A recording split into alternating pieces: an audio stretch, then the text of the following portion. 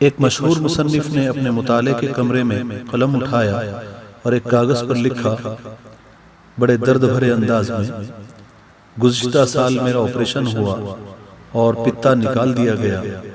بڑھاپے میں ہونے والے اس آپریشن کی وجہ سے مجھے کئی ہفتے تک بستر پر پڑے رہنا پڑا، اور دوسرا حادثہ یہ ہوا کہ اسی سال میری عمر 60 سال ہوئی اور مجھے اپنی پسندیدہ اور اہم ترین ملازمت سے سبکدوش ہونا پڑا، یعنی ریٹائر ہونا پڑا۔ میں نے نشر و اشاعت کے اس ادارے میں اپنی زندگی کے 30 قیمتی سال گزارے تھے۔ تیسرا حادثہ یہ ہوا کہ اسی سال ہی مجھے اپنے والد صاحب کی وفات کا صدمہ اٹھانا پڑا۔ چوتھا، اسی سال میرا بیٹا میڈیکل کے امتحان میں فیل بھی ہو گیا، اور اس کی وجہ کار کا ایکسیڈنٹ تھا جس میں وہ زخمی ہو کر کئی مہینوں تک پلاسٹر لگا کر گھر میں رہا۔ کار جو تباہ ہو گئی اس کا نقصان الگ سے ہوا۔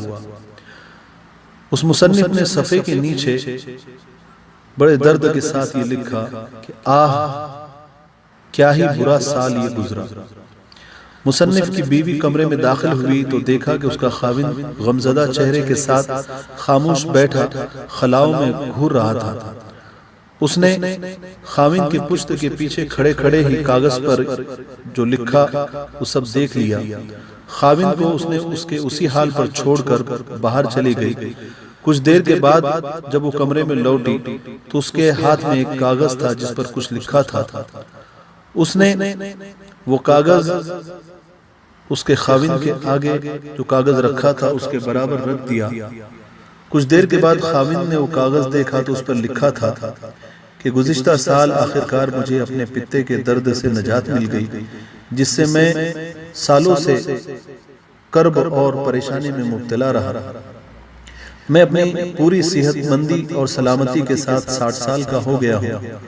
سالوں کی ریاضت کے بعد مجھے اپنی ملازمت سے ریٹائرمنٹ ملی تو میں مکمل یکسوئی اور راحت کے ساتھ اپنا وقت کچھ بہتر لکھنے کے لیے استعمال کر سکوں گا۔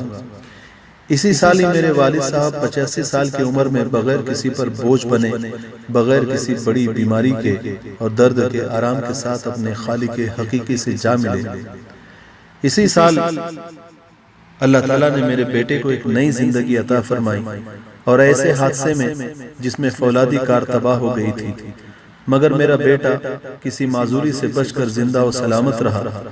آخر میں مصنف کی بیوی نے یہ فقرہ لکھ کر اپنی تحریر مکمل کی کہ واہ کیا خوبصورت سال تھا جسے اللہ تبارک و تعالیٰ نے ہمیں رحمت بنا کر ہمارے لیے بھیجا، جو بڑی خیر و خوبی کے ساتھ گزرا۔ ملاحظہ کیجئے کہ بالکل وہی حوادث اور وہی احوال، لیکن ایک مختلف نقطہ نظر سے، بالکل اسی طرح اگر جو کچھ ہو گزرا اس نقطہ نظر سے دیکھا جائے جو اس کے برعکس ہوتا تو ہم اللہ تعالیٰ کی نعمتوں پر شاکر بن جائیں گے۔ اگر ہم بظاہر کچھ کھو بیٹھے ہیں تو اسے مثبت زاویے سے دیکھیں تو ہمیں جو کچھ عطا ہوا ہے وہ بہتر نظر آنا شروع ہو جائے گا۔ اللہ تبارک و تعالیٰ کا ارشاد ہے کہ وَإِنَّ رَبَّكَ لَذُو فَضْلٍ عَلَى النَّاسِ وَلَكِنَّ أَكْثَرَهُمْ لَا يَشْكُرُونَ، اور بے شک تیرا رب تو لوگوں پر فضل کرتا ہے لیکن ان میں سے اکثر شکر ادا نہیں کرتے۔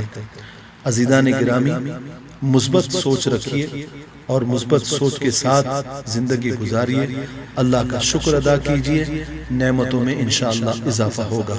السلام علیکم ورحمۃ اللہ وبرکاتہ۔